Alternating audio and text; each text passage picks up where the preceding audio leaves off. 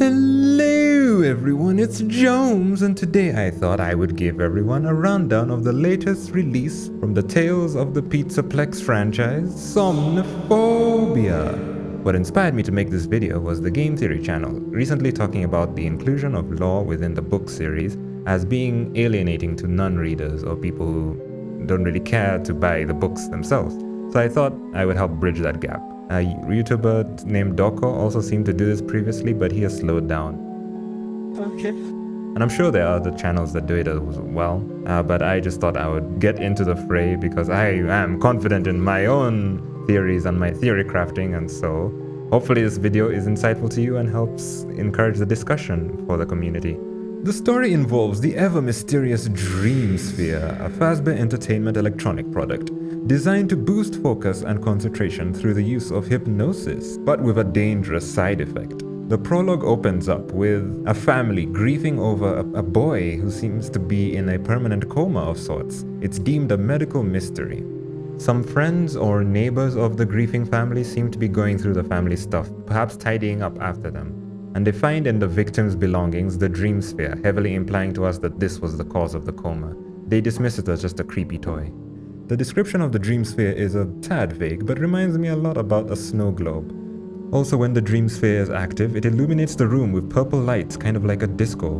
And Moondrop waves his hands around, spinning around inside the globe as the hypnotic effect takes effect. Hypnotic effect takes effect, does that mean? I don't know. And anyone in proximity to the sphere will have vivid experiences, as well as a heightened awareness of their memories and recollection of events. But we'll get a bit into that later. The book follows our MC Sam, an introvert, a cautious person, a tidiness enthusiast, dietary geek who purchases organic only. He's basically upkept to the max. He is barely friends with, and I mean barely, Jules and Booger. Great name, by the way. And sometimes Larry. I guess Larry is also there. They are more outgoing and adventurous, which clashes with Sam's more cautious, meticulous habits. And this is a source of most of the conflict in the book. Jules, for example, makes fun of him for being sensitive to danger and risky endeavors, while he himself, Sam, thinks them insensitive for looking down on his cautious nature. The only thing holding these three together, and Larry as well, I guess he's there, is Rad, my favorite character in this short story. He's the mediator of the group. He likes to roughhouse and have fun with the two outgoing loud people, but he also has a soft spot for Sam's nature and keeps a special eye out for him. Now then, Rad's birthday is coming up and he really would like to get in on that Dream Sphere action. The product is advertised in the Pizzaplex as a winnable prize, similar to a past Fazbear Fright story named Jump for Tickets, where the protagonist wanted to win a certain prize and decided that the machine that awarded tickets just for jumping was too OP and decided to take matters into his own hands, but that's another story. Participants need to win 1,000 tickets by playing various Pizzaplex games in order to claim the Sphere. The friends altogether have already managed to grind about 700 tickets, and so they decide for the birthday celebration that they would grind all these games, pull their tickets together, and help Rad achieve his birthday present. Side note, I wonder how they counted 1,000 tickets. I also really enjoy the small detail whereby Sam's respect for Rad motivates him to help grind as a goodwill sign for Rad. I thought that was really cute. Another interesting detail I picked up on was a description of the glam rock animatronics. This quote could just be a casual reference to how genius the engineers behind the AI of those robots are, but I am still suspicious because I'm pretty sure within the FNAF community there is a large discussion about whether or not the glamrock animatronics in SB are actually possessed, to which their human-like nature would be an indicator of. Roxy, for example, can be seen hating her appearance and even crying in a mirror. Montgomery Gator appears to want to get rid of Freddy so that he can take the center stage for himself. And Chica's gluttonous tendencies are confusing even the engineers who don't seem to understand why she keeps dumpster diving. If these were just personality manipulations in the base AI systems of the robot, then I find it strange that those personalities are kicked up into high gear in SB. And this detail in the book only serves to heighten that suspicion. Why? Why are they human-like? What is all this reference to them? So anyway, they play the games, win the prize, and head back to Rad's house with their brand new Dream Sphere, which is not really a good name now that I think about it. As they open it up, they find out that the product contains a warning message stating that usage should not be any more than 10 minutes a day. Now, knowing what we know about the dream sphere from the prologue, this is yet another indicator of the product's danger, and by extension, a consistent thread in these book series. Fazbear Entertainment seems not only aware, but willfully ignorant of their product's side effects.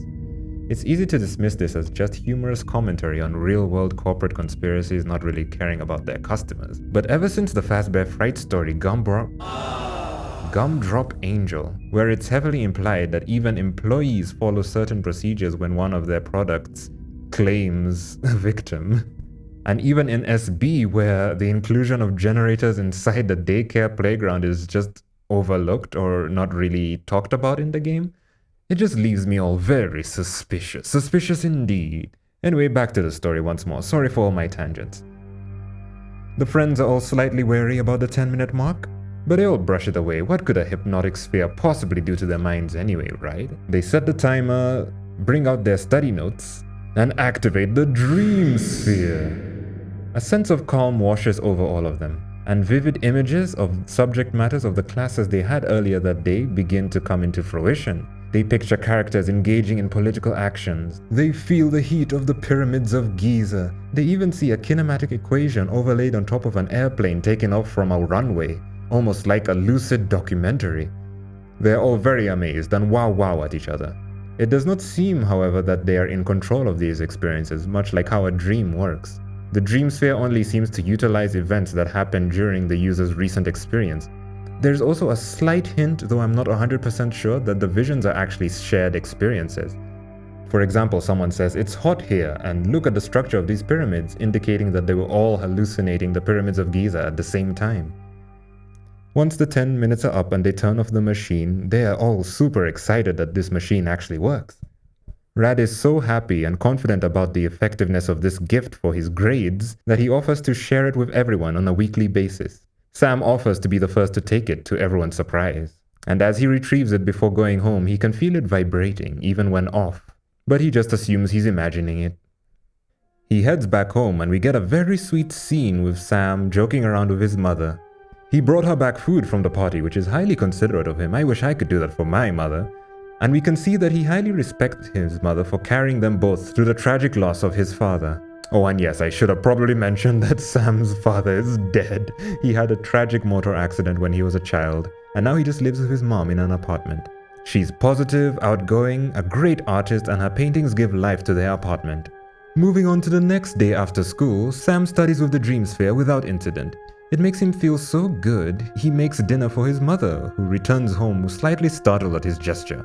The next day as he uses it, he reasons to himself that 15 minutes of usage shouldn't be a problem, surely. And this time he doesn't even use his study notes, opting to read through instead his government textbook.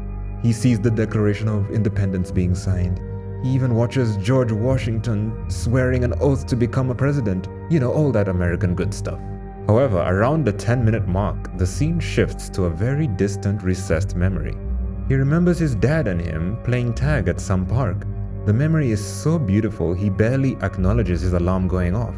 He also appears to have caught a glimpse of Moondrop inside the vision at the corner of his eyes. He hesitantly turns off the sphere and is left in a state of glee and bitterness. That was a really sweet detail. It struck really hard for me because of the times where I remember things that I had locked away long ago.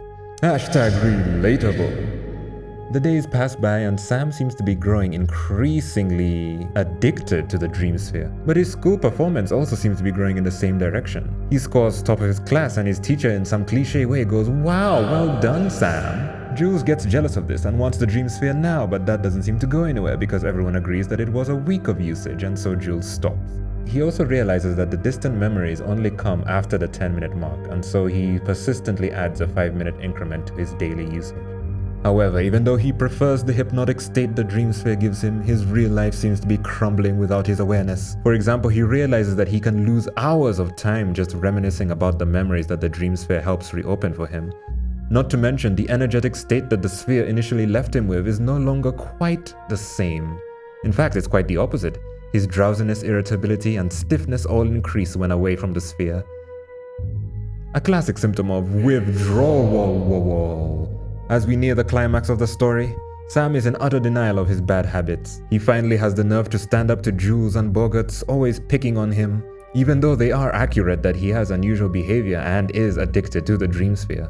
He slams the door on his mother, who points out that he hasn't been ironing his shirts and is missing out on chores. On chores, I tell you. He even leaves Rad hanging on an engagement they had agreed to do together. His life just keeps deteriorating, but his denial does not.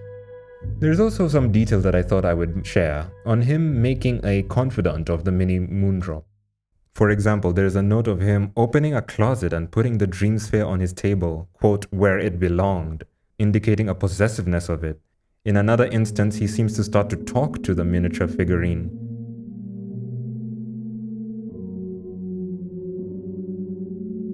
This seems slightly similar to another Fazbear Fright story labeled Sergio's Lucky Day or just Lucky Day, funnily enough also appearing as a second story in the Gumdrop Angel book. Sergio, sorry if I mispronounced it, also seems to seek refuge and find a confidant in the toy that slowly corrupts his mind, getting defensive when people touch it, and overall quite irritable. I'm not quite sure what to make of it, but let's just keep it at the back of our minds.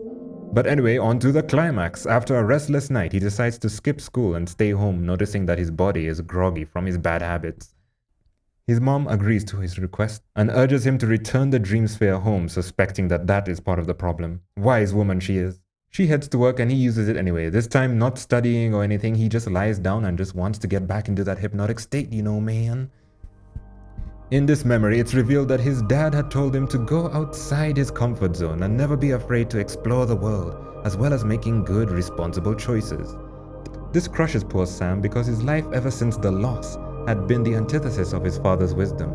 The motorcycle accident had caused him to be more wary of the world around him and deliberate over any risk. Finally, the alarm sounds and he tries to reach to turn it off, only to find that he is paralyzed. The dream shifts and he is forced to relive the events around the actual passing of his dad. He does not like this at all, and with much exertion he manages to reach his arm out to turn off the spear. Whew! Safe. But in a strange twist of events, he realizes that lucid visions are still appearing all around him. He looks down and realizes that he can see himself still in a trance on his bed.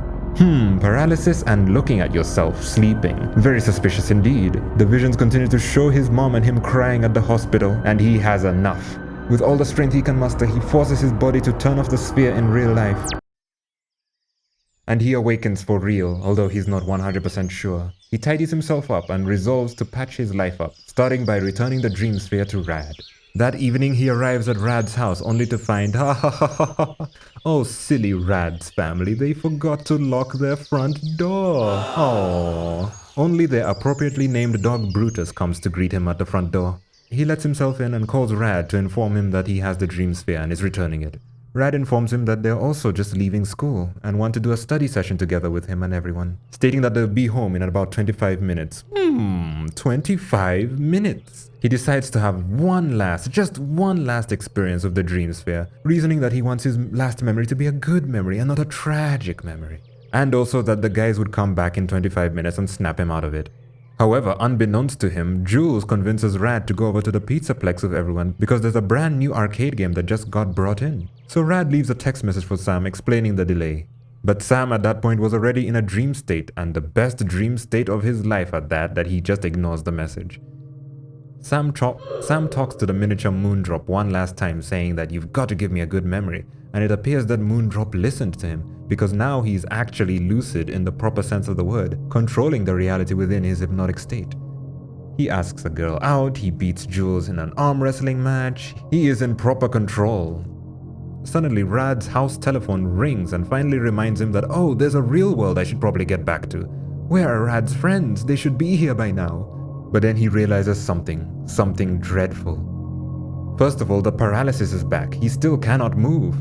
Second of all, he doesn't remember actually plugging in the dream sphere into a socket, making him wonder how the dream sphere was even activated in the first place.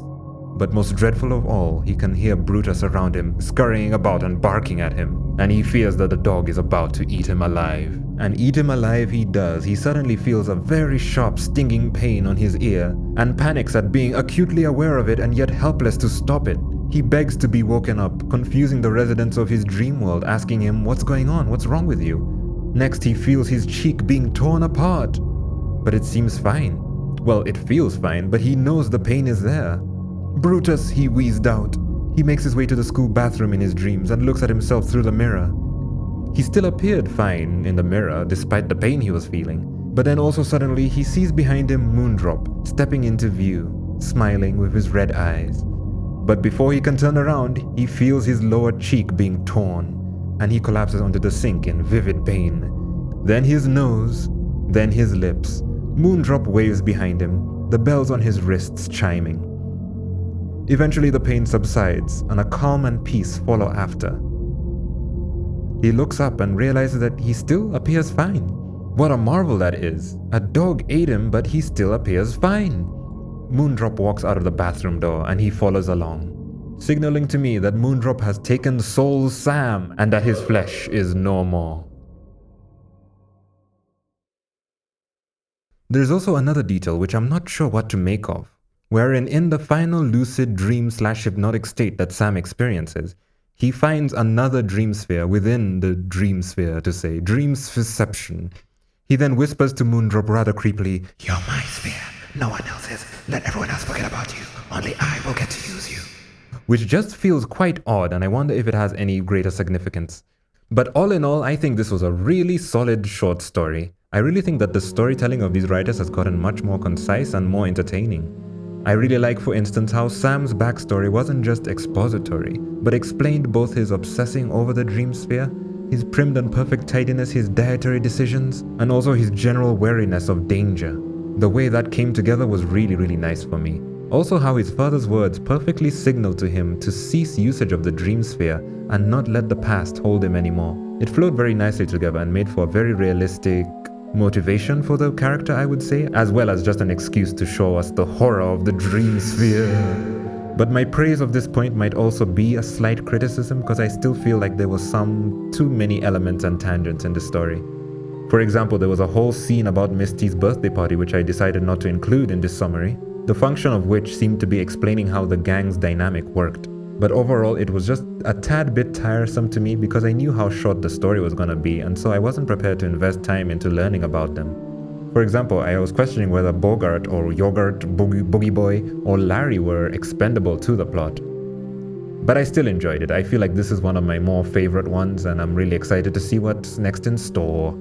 Please leave a like on my video and perhaps a comment on feedback on how I can be better, because I really enjoyed this, I really enjoyed the book, and can't wait to get into the other one. Thank you so much for watching, and I will see you later.